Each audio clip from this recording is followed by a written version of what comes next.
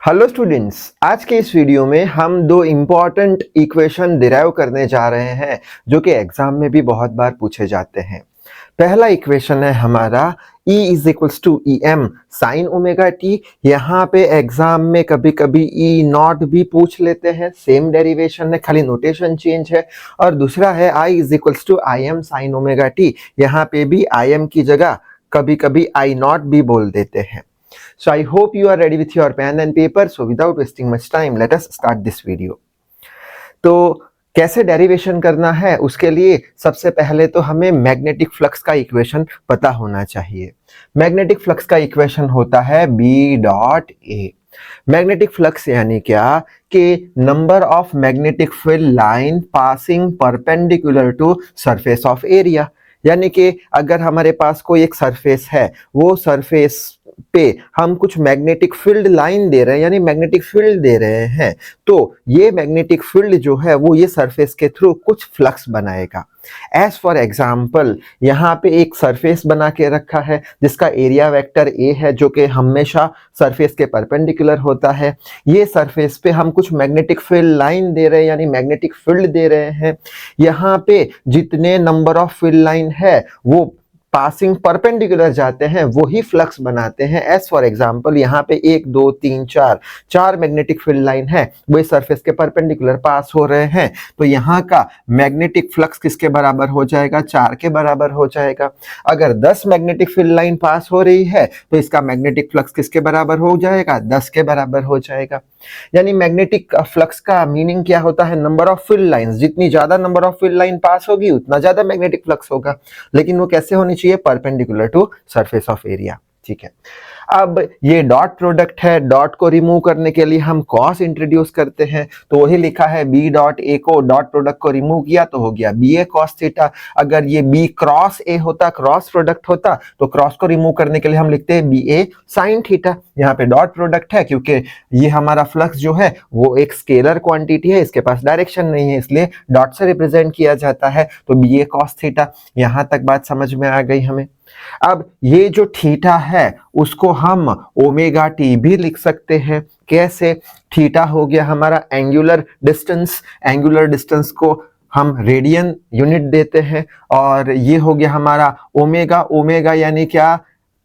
हमारा angular velocity, angular velocity का unit होता है रेडियन पर सेकंड इनटू ये क्या हो गया? टाइम, टाइम का यूनिट होता है सेकंड, सेकंड से सेकंड कैंसल, रेडियन बराबर रेडियन, यानी हम थीटा को ओमेगा टी से रिप्लेस कर सकते हैं। तो ये हो गया हमारा थीटा की जगह ओमेगा टी। ये हो गया हमारा इक्वेशन 1। यहां तक बात समझ में आ गई होगी। अब आगे बढ़ लेते हैं। अब हमें फैराडे सेकंड लॉ का यूज करना पड़ेगा जो हम पढ़ के आए हैं।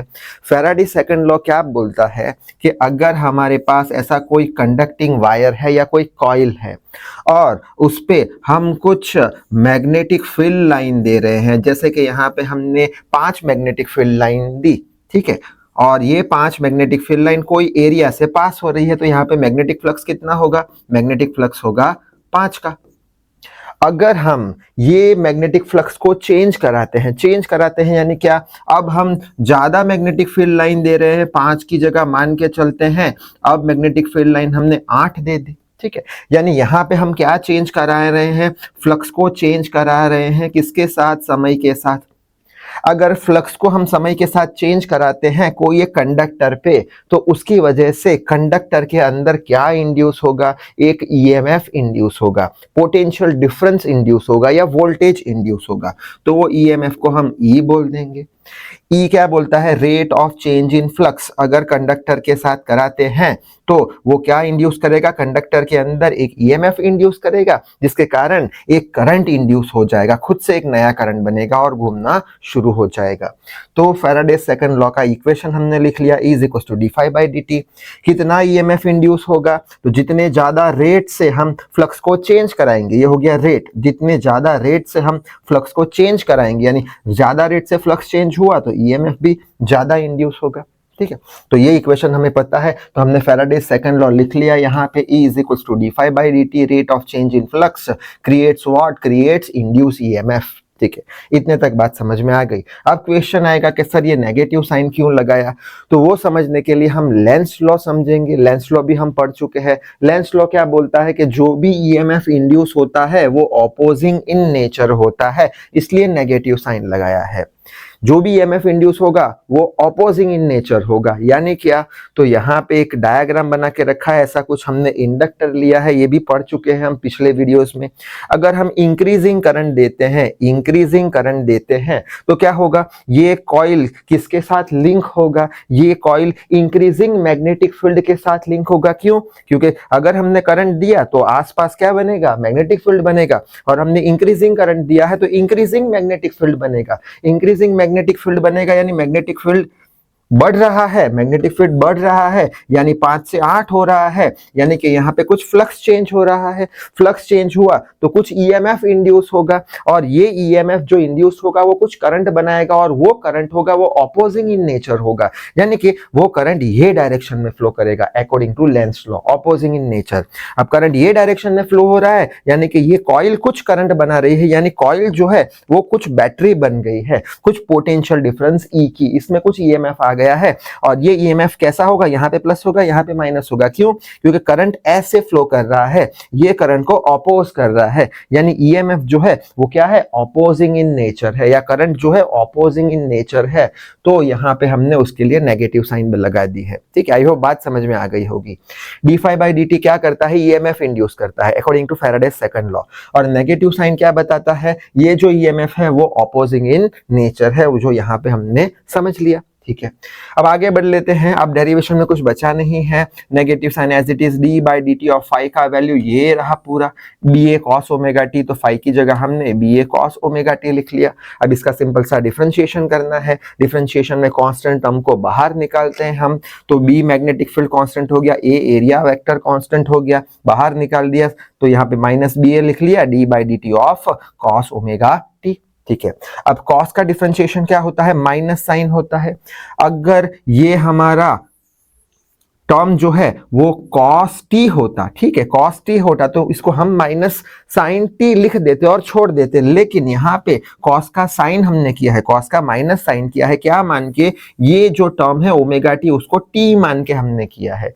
तो जब भी हम टी मान के या कुछ मान के डिफरेंशिएशन करते हैं तो जिसको हमने माना है उसका वापस से डिफरेंशिएशन करना जरूरी है, ये रूल है डिफरेंशिएशन का। वापस एक बार, अगर यहाँ पे cos t होता तो माइनस साइन टी रख के छोड़ देते, ये टर्म नहीं आता। यहाँ पे हमने ये cos ओमेगा टी का माइनस साइन ओमेगा टी किस हिसाब से किया है, ओमेगा टी को टी मान के किया है। तो जब भी हम कुछ मान के करते हैं तो जिसको हमने माना है उसका वापस से, इसको हमने माना था टी, इसका वापस से डिफरेंशिएशन करना जरूरी है। तो d/dt ऑफ जिसको माना है उसका डिफरेंशिएशन। अब इसका डिफरेंशिएशन कैसे होगा, यहाँ पे ब्रैकेट में बता देता हूं, ओमेगा कांस्टेंट हो गया, d/dt ऑफ क्या बच गया, t बच गया, t का with respect to t differentiation 1 होता है, तो यहाँ पे क्या बचेगा, खाली और खाली ओमेगा, तो ये माइनस माइनस प्लस कर दिया और ये ओमेगा को यहाँ पे रख दिया, खत्म। ठीक है, अच्छा यहाँ पे b कांस्टेंट है, a कांस्टेंट है, ओमेगा कांस्टेंट है, तो ये तीनों कांस्टेंट को हम एक और नया कांस्टेंट नाम बना देंगे उसका, ये तीनों कांस्टेंट को एक और नया कांस्टेंट नाम दे दिया, नोटेशन दे दिया em, जिसको बोल देंगे मैक्सिमम ईएमएफ। यहाँ पे हम em ऐसे भी लिख सकते हैं, यहाँ पे हम e नॉट ऐसे भी लिख सकते हैं, कांस्टेंट ही है बस। तो ये तीनों कांस्टेंट की जगह हमने एक कांस्टेंट रख लिया, em sin ओमेगा t, तो पहला इक्वेशन हमारा डिराइव हो चुका है। अब करंट का इक्वेशन डिराइव करते हैं कि इतना ईएमएफ इंड्यूस हो रहा है तो करंट कितना इंड्यूस होगा, तो उसके लिए हम सिंपल सा ओम्स लॉ का यूज कर लेंगे। ओम्स लॉ क्या है, V बराबर IR।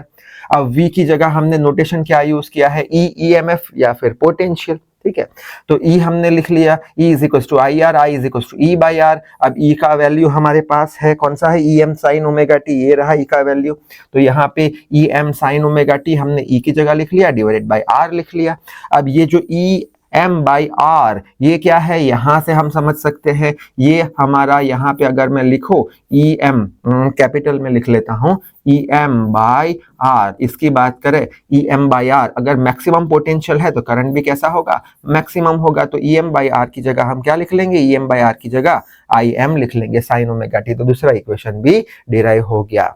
सो आई होप ये दोनों डेरिवेशन अच्छे से समझ में आ गए होंगे। तो इस वीडियो में बस इतना ही। Till then read hard, work hard. Thank you very much.